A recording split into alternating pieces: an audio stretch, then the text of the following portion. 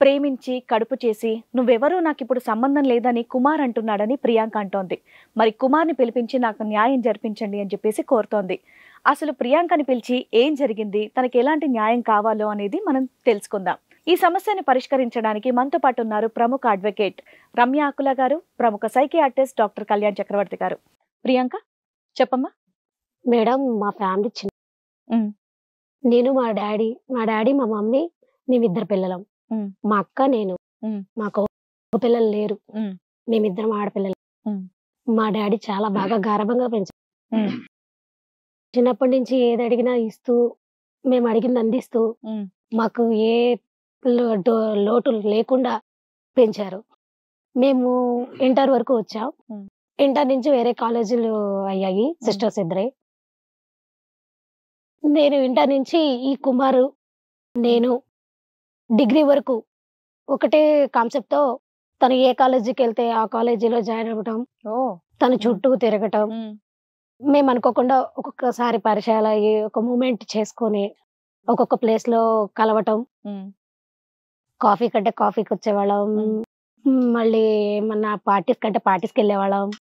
అలా చేసుకొని, అలా ఇప్పుడు 3 ఇయర్స్ నుంచి మేము కలిసే రన్నింగ్ చేసుకుంటున్నాం.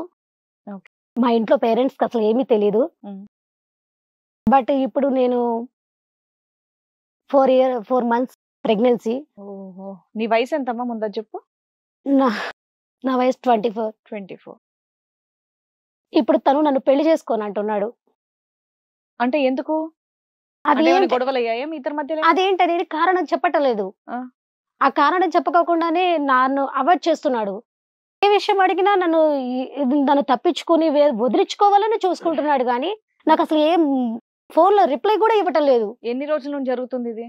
1 మంత్ నుంచి ఇదే 1 మంత్ మెసేజ్. నుంచి అవాయిడ్ చేస్తున్నాడు ఆ! అంతేనా? లేకపోతే బ్లాక్ లిస్ట్‌లో పెడతాం. వేరే నంబర్‌లో నుంచి చేసినా కూడా అసలు రెస్పాన్సే లేదు. ఏం హుహు. మాట్లాడతలేదు. ఒక్కసారి అనుకోకుండా ఇలాగే నాకు మధ్యలో కలిసారు. హ్మ్. అప్పుడు నేను గట్టిగా అడిగితే అప్పుడు గూడా సమాధానం చెప్పట్లేదు. అంటే ఏమనిపిస్తోంది నీకు? నేను మొత్తం టోటల్‌గా అవాయిడ్ చేసి ఇంకా పెళ్లి చేసుకోకుండా వదిలేద్దాం అనుకుంటుందా? ఎందుకంటే జస్ట్ 1 మంత్‌లో జరిగినటువంటి ఇష్యూయే గదా ఇది. నేను అదే అనుకుంటున్నాను మేడం.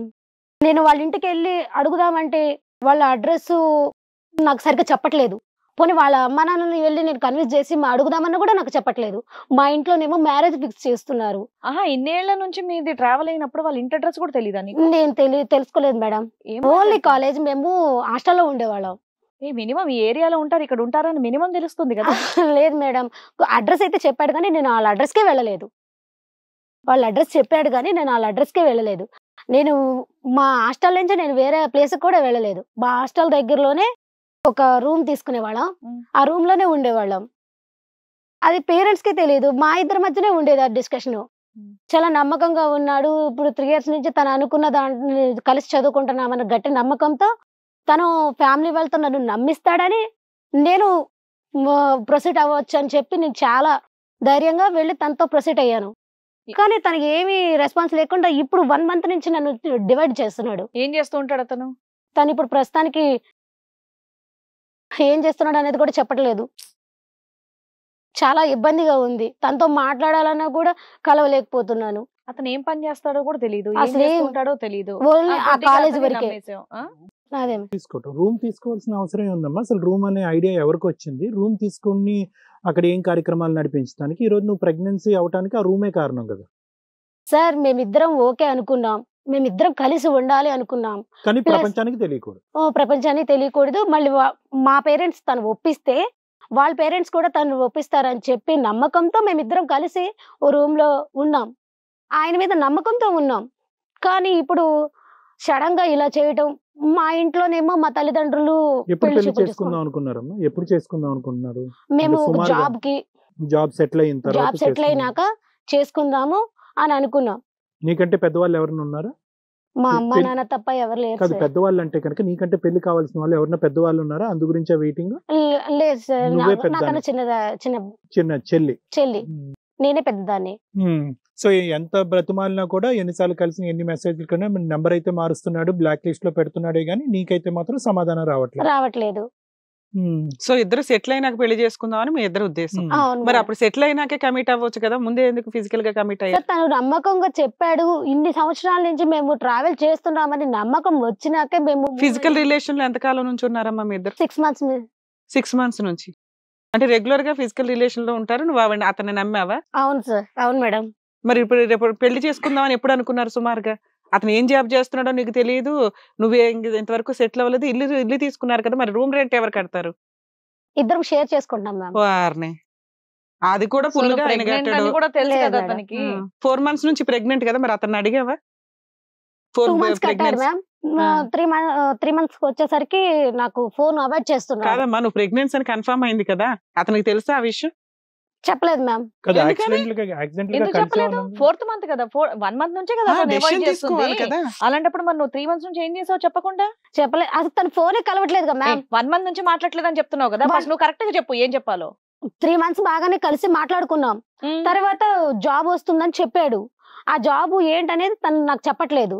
ప్లస్ ఎక్కడ జాబ్ వచ్చిన ప్లేస్ కూడా చెప్పట్లేదు. సరే జాబ్ గుడ్ న్యూస్ చెప్పినాక నేను కూడా గుడ్ న్యూస్ చెప్పచ్చు అని ఒక ఒపీనియన్ తో నేను అలా వారిని ఉన్నాను. పెంచు. గుడ్ న్యూస్ తగలయ్యా ఇప్పుడు అది ముందు చెప్పాలి కదమ్మా. నువ్వు ప్రెగ్నెంట్, రేపు పొద్దున్న నువ్వు అదే కదా. ఫేస్ అవ్వాలి, సమాజాన్ని ఫేస్ అవ్వాలి. అసలు ప్రెగ్నెన్సీ అనే దానికి అర్థం అదే తెలుసా ఉన్న నీకు? చిన్న ఒక విషయం డెసిషన్ తీసుకోవాలంటే అది కొన్ని మంత్స్ అని ఉంటుంది. డాక్టర్ కన్సల్ట్ అయ్యారా మీరు? నువ్వు ఒకదాని వెళ్ళావా?